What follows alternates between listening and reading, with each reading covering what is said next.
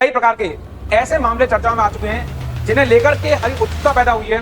जैसे मैं बात करूंगा आपसे, जेल में रहकर के क्या कोई सीएम सरकार चला सकता है? ईडी को बड़े प्रश्न सबके सामने उठ खड़े हुए आपके। ईडी को सुप्रीम कोर्ट ने जो फटकार लगाई है, आखिर वो कौन सी फटकार है? जेल का खेल क्या वाकई में जो विपक्ष है उसको तोड़कर रख देगा, या एक स्वस्थ लोकतंत्र के लिए विपक्ष हो या ना हो, अरविंद केजरीवाल की जो गिरफ्तारी हुई है, जो कि दिल्ली के मुख्यमंत्री हैं, जिन आदर्शों पर अरविंद केजरीवाल का जन्म हुआ है, क्या उन्हीं आदर्शों को केजरीवाल निगल गए हैं या क्या उन्हीं आदर्शों को वह भूल गए हैं?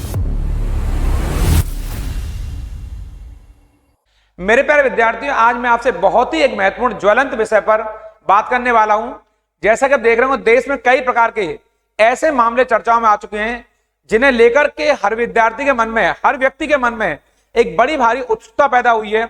जैसे मैं बात करूंगा आपसे, जेल में रहकर के क्या कोई सीएम सरकार चला सकता है, या कैसे ईडी को भी हाल ही में जो ईडी ने कार्रवाई की है आपके, उस कार्रवाई को लेकर के कैसे बड़े बड़े प्रश्न सबके सामने उठ खड़े हुए आपके।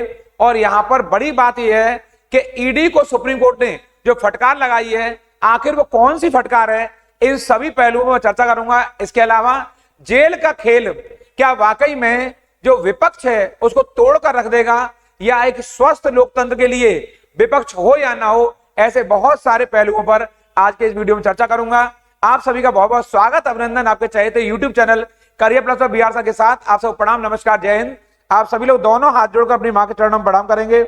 और जैसा कि आप जानते हैं, मैं चर्चा करूंगा आपके वहां से कि जो अभी हाल ही में अरविंद केजरीवाल की जो गिरफ्तारी हुई है, जो कि दिल्ली के मुख्यमंत्री हैं, कि लंबे समय से दिल्ली में लोकप्रिय मुख्यमंत्री के तौर पर जाने गए।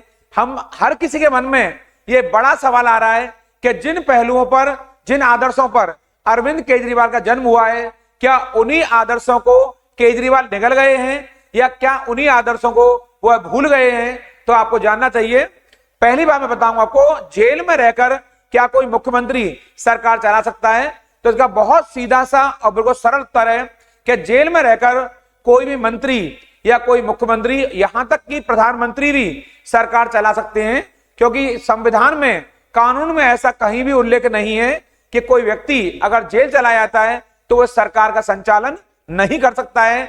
जैसा कि आप जानते हैं, किसी व्यक्ति को जब गिरफ्तार किया जाता है तो गिरफ्तार करने के बाद उसे 24 घंटे के भीतर न्यायालय में प्रस्तुत करना अनिवार्य होता है। ऐसा आपको देखा होगा। उसके बाद न्यायालय उसे जेल भेज देता है आपके, और वो ट्रायल के तौर पर रहता है वहां पर, और फिर ट्रायल चलता है।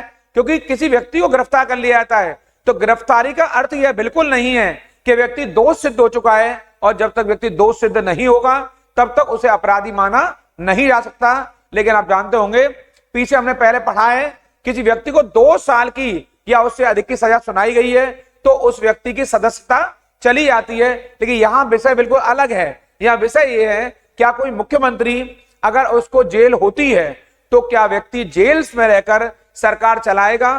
तो एक सीधा सा प्रश्न है, वो जेल में रहकर भी सरकार चला सकते हैं। लेकिन यहां बड़ा प्रश्न यह है कि नैतिकता के आधार पर उस मुख्यमंत्री को त्यागपत्र देना चाहिए, क्योंकि नैतिकता यह कहती है कि यह संविधान का बड़ा पद है, सर्वोच्च पद है, राज्य में एक गरिमा में पद है। अगर मुख्यमंत्री या कोई मंत्री, अगर यह लोग अगर करप्शन में या किसी अन्य मामले में जेल जाते हैं या दोषी पाए जाते हैं, अगर यह लोग अगर त्यागपत्र नहीं देंगे तो औरों के लिए यह कैसे एक आदर्श बन पाएंगे? तो आपको यह जान लेना चाहिए कि कानून में कहीं ऐसा लिखा हुआ नहीं है, संविधान में ऐसा कहीं उल्लेख नहीं है कि कोई व्यक्ति अगर जेल चला जाता है तो वह सरकार का संचालन नहीं कर सकता है। सीधा सा प्रश्न यह है, सीधा सा इसका उत्तर यह है इस प्रश्न का, कि वो व्यक्ति जेल से संचालन तो कर लेगा, लेकिन व्यवहारिक तौर पर उस व्यक्ति को नैतिकता के आधार पर त्यागपत्र देना चाहिए। जैसा कि आप जानते होंगे, वर्ष 1997 में जब बिहार के सीएम लालू प्रसाद यादव को चारा घोटाले में जेल हुई थी, तो वह अपनी पत्नी राबड़ी देवी को बिहार की सत्ता की चाबी को सौंप करके जेल गए थे। अभी हाल ही में बहुत तगड़ा मामला है, बहुत ज्वलंत मामला था, जब झारखंड में वहां के मुख्यमंत्री हेमंत सोरेन पर जब मनी लॉन्ड्रिंग का मामला बना तो उन्होंने भी अपनी सत्ता को त्यागा और वह जेल चले गए। अभी बिल्कुल ज्वलंत मामला अरविंद केजरीवाल का है, वो जेल गए हैं, लेकिन उन्होंने या उनके सहयोगियों ने यह कहा है कि वो जेल जाएंगे और जेल में रहकर ही वह सत्ता का संचालन करेंगे, अर्थात दिल्ली की सरकार को चलाएंगे। तो मैंने आपको यहाँ एक बहुत सरल शब्दों में, आसान भाषा में समझाने का प्रयास किया है कि कोई व्यक्ति जेल में रहकर भी सरकार का संचालन कर सकता है, लेकिन संविधान में ऐसा इसका कोई उल्लेख नहीं है कि वो सरकार नहीं चलाएगा, लेकिन व्यवहारिक तौर पर नैतिक आधार पर उस व्यक्ति को त्यागपत्र देना चाहिए, क्योंकि ये गरिमा में पद है, इससे लोगों के लिए एक अन्य आदर्श स्थापित होते हैं। दूसरा बड़ा प्रश्न है, आखिर ईडी ने क्यों फटकार लगाई है? आपके ईडी को फटकार सुप्रीम कोर्ट ने क्यों लगाई है? सुप्रीम कोर्ट ईडी से क्यों नाराज है? आपको जानना चाहिए, ईडी का मतलब ही होता है एनफोर्समेंट डिपार्टमेंट। ये प्रवर्तन निदेशालय है। ये एक ऐसी जांच एजेंसी है जो मनी लॉन्ड्रिंग जैसे मामलों पर विशेष जांच करती है। जो कई तरीके से लोग गलत तरीके से धन को कमा लेते हैं, उसका स्पष्टीकरण नहीं करते हैं, तो या बाहर से कोई धन आता है या देश के अंदर कोई धन कमाया गया है, बहुत सारे पहलुओं पर ये जांच कर सकती है। ये प्रवर्तन निदेशालय, ये एक भ्रष्टाचार निरोधक एजेंसी है। जैसा कि आप जानते हैं, वर्ष 1956 से ही ये एजेंसी लगातार लगी हुई है। क्योंकि मेरा आज का विषय ईडी के बारे में बताने का नहीं है, लेकिन ईडी को फटकार आखिर क्यों लगाई है, ये बड़ा प्रश्न है। आपको जानना चाहिए, सुप्रीम कोर्ट के जो न्यायाधीश हैं जस्टिस संजीव खन्ना, उन्होंने बहुत ही तल्ख अंदाज में, बहुत ही कड़े अंदाज में ईडी को फटकारा है। उन्होंने कहा है कि सीआरपीसी की जो निर्धारित समय सीमा है उसके अंतर्गत भी स्पष्ट है कि 90 दिन के भीतर चार्जशीट लगा देनी चाहिए। अर्थात किसी व्यक्ति को अगर ईडी गिरफ्तार करती है तो सीआरपीसी की धारा है उसके अकॉर्डिंग 90 दिन के भीतर चार्जशीट लग जानी चाहिए। इस चार्जशीट को हिंदी में पूरक आरोप पत्र कहते हैं, शायद इससे आप परिचित ना हो। कानून के मुताबिक जांच पूरी नहीं हुई है तो वो जेल में जो आरोपी है 90 दिन के बाद वो डिफॉल्ट बेल, इसका मतलब होता है डिफॉल्ट जमानत पाने का वो अधिकारी है। किसी आरोपी को लंबे समय तक आप गिरफ्तार नहीं रख सकते। आपको जानना चाहिए, संविधान का अनुच्छेद 21 ये स्पष्ट करता है कि हर व्यक्ति को जमानत पाने का अधिकार है। जमानत पर बाहर आना हर अभियुक्त का ये मूल अधिकार है। अदालत तभी तक अदालत उसकी जमानत को ठुकरा सकती है जब आरोप अत्यंत गंभीर है या कई बार आरोप यहां से भागने की संभावना बनी हुई है। यदि आरोपी का घर बार यहीं पर है, यहीं पर आरोपी रह रहा है, उसकी पूरी संपत्ति जमीन जायदाद यहीं पर है, तो वो आरोपी यहां से क्यों भागेगा? ऐसी बातों को सुप्रीम कोर्ट ने ईडी से कहा है, तो आप उसको किस वजह से जेल में लंबे समय तक रख रहे हैं? अभी हमारे जो दिल्ली के जो पूर्व उप मुख्यमंत्री थे मनीष सिसोदिया, उनको भी मनी लॉन्ड्रिंग के मामले में, शराब के ऐसी घोटाले के मामले में जेल भेजा जा चुका है। ऐसा ही एक मामला बहुत बड़ा बना था प्रेम प्रकाश के मामले में। झारखंड के मुख्यमंत्री जो हेमंत सोरेन रहे, उनके ये बहुत निकट माने गए। इन पर भी अवैध खनन मामले में जो मनी लॉन्ड्रिंग का आरोप लगा है, इसमें भी इनको 18 माह से अधिक हो गए हैं। मनीष सिसोदिया को 1 वर्ष से अधिक हो चला है। इन सबको जमानत नहीं मिली है। आपको यहां जानना चाहिए, जांच एजेंसियां बार बार पूरक आरोप पत्र यानी चार्जशीट तैयार करने के नाम पर आरोपी को जेल में लंबे समय तक रखती हैं और ट्रायल शुरू नहीं हो पाता है। यह सुप्रीम कोर्ट ने कहा है और यहां सवाल यह उठता है, क्या ऐसा जानबूझकर किया जाता है? सुप्रीम कोर्ट ने ऐसे ही मुद्दे पर ईडी को कड़ी फटकार लगाई है, क्योंकि जब ट्रायल शुरू नहीं होगा, चार्जशीट नहीं लगेगी तो ट्रायल शुरू नहीं होगा, और ट्रायल शुरू नहीं होगा तो उस पर केस कैसे बनेगा या जमानत की मामला कैसे बनेगा आपके? तो सुप्रीम कोर्ट ने कहा है बार बार सप्लीमेंट्री चार्जशीट लगाना बंद करिए। यह बिल्कुल गलत है, क्योंकि हर आरोपी को अदालत से जमानत पाने का अधिकार है। अगर आप जमानत नहीं देंगे तो इससे संविधान के अनुच्छेद 21 का सरासर उल्लंघन होता है। यह बिल्कुल भी सही नहीं है। यह आपको जान लेना चाहिए। इसलिए आप जानना, यहां पर बहुत महत्वपूर्ण जानकारी आपके लिए। ईडी को इसीलिए फटकारा है कि आप बार बार सप्लीमेंट्री चार्जशीट मत लगाइए, और आप एक बार उसको चार्जशीट लगा करके उस आरोपी को, अगर वो सही है तो अदालत निर्णय करेगी कि आप दोषी हैं या नहीं है। आपका कार्य है आरोपी को अदालत तक लाना। और अब बड़ा प्रश्न आपके सामने यह है कि अब जो जेल का खेल चल रहा है, क्या इसके नाम पर विपक्ष को पूरी तरह से हटाया जा रहा है, और क्या विपक्ष को बिल्कुल पूरी तरह समाप्त कर दिया जाएगा?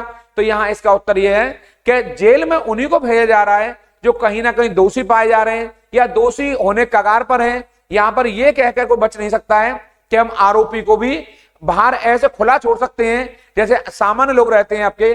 कार्रवाई सब पर होनी चाहिए, या लीगल कार्रवाई उन पर होनी चाहिए जो गलत तरह के संसाधनों का प्रयोग कर रहे हैं या गलत भ्रष्टाचार में लिप्त पाए गए हैं। अगर कोई व्यक्ति सही है तो उसका निर्णय कोर्ट करेगा, क्योंकि एक स्वस्थ लोकतंत्र के लिए यह बहुत जरूरी है कि एक मजबूत विपक्ष हो। आप जानते हैं अगर मजबूत विपक्ष नहीं होगा तो स्वस्थ लोकतंत्र की स्थापना भी नहीं हो सकेगी, क्योंकि मजबूत विपक्ष ही होता है जो सत्ताधारी पक्ष से सवाल जवाब करने का अधिकार रखता है। अगर सदन के भीतर अगर कोई मजबूत विपक्ष नहीं होगा तो उससे सवाल जवाब कौन करेगा। यहां बहुत जरूरी है कि एक ऐसा ताकतवर, एक तगड़ा विपक्ष होना चाहिए जो सरकार की अगर अच्छे कार्य कर रहे हैं तो उनकी सराहना करे।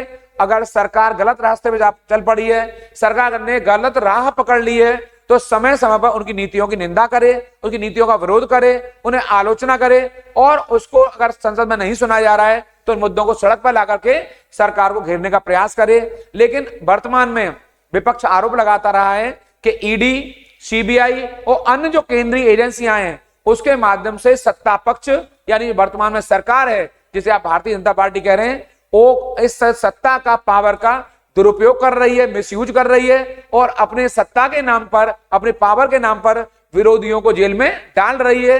इसीलिए शायद ये मामला उठ खड़ा हुआ है कि जेल का खेल कहीं लंबा ना बन जाए। और विपक्ष यह भी कहता रहा है कि जब कोई विपक्षी व्यक्ति, जब कोई विरोधी व्यक्ति बीजेपी में आ जाता है तो एकदम वो वॉशिंग मशीन में बिल्कुल धुल जाता है, बिल्कुल साफ हो जाता है, और उस पर किसी प्रकार का आरोप नहीं रह जाता है। विपक्ष का संभवतः यह कहना काफी हद तक सही है, क्योंकि हमने हाल के दिनों में देखा है कई विरोधी पार्टियों व्यक्ति जिनमें कई संगीन आरोप चल रहे थे, कई खतरनाक आरोप चल रहे थे, यहां तक कि वो लोग मर्डर, रेप और कई सारे घोटालों में लिप्त हैं, और उन्होंने भारतीय जनता पार्टी को ज्वाइन कर लिया, वो बीजेपी में चले गए और उन्हें सारे आरोपों से मुक्त कर दिया गया, उन पर कोई कार्रवाई नहीं हो रही है। तो यहाँ बड़ा प्रश्न यही है कि ऐसे लोगों पर कार्रवाई भी होनी चाहिए। अगर विरोधियों पर हो रही है तो वो आपके दल में आते हैं, आपके साथ आते हैं, तो इनको पहले तो टिकट ही ना मिले, और अगर पहले तो इनको अपनी पार्टी में ज्वाइन नहीं कराया जाए, और टिकट देना तो बहुत दूर की बात है। ऐसे लोगों से भारतीय जनता पार्टी को दूरी बनानी चाहिए, क्योंकि गलत तो गलत ही होता है। मजबूत लोकतंत्र के लिए, जैसा कि प्रधानमंत्री कहते रहे हैं कि 2047 तक भारत को एक मजबूत और विकसित भारत बनाना है, तो यहां पर यह बहुत महत्वपूर्ण हो जाता है कि सरकार को, विशेष तौर पर प्रधानमंत्री जी को, ऐसे गलत लोगों से किनारा करना पड़ेगा जो कि अनुचित तरीके से यहां पहुंचे हैं या गलत संसाधनों में लिप्त पाए गए हैं। इनको बिल्कुल भी ज्वाइन नहीं करानी चाहिए पार्टी। और अंत में मैं कहूंगा, ये जेल का खेल क्या है, एक कितना किस पर भारी पड़ेगा, ये आने वाला समय बताएगा। ऐसे ही एक अन्य नई इंफॉर्मेशन के साथ में, नई जानकारी के साथ में आपसे अगले वीडियो में मिलूंगा। आप बिल्कुल इस चैनल को सब्सक्राइब नहीं किया है, जल्दी से कर लीजिए। लाइक, शेयर, कमेंट करना बिल्कुल नहीं भूलेंगे, क्योंकि संविधान वाली क्लास हुई या करंट अफेयर वाली क्लास हुई या मैथ या रीजनिंग क्लास है, वो सारी क्लास हमारी क्रम से इसी चैनल पर आने वाली है। और आप उन लोगों का जरूर ख्याल रखिए जो आपका ख्याल रखते हैं। प्रणाम, नमस्कार।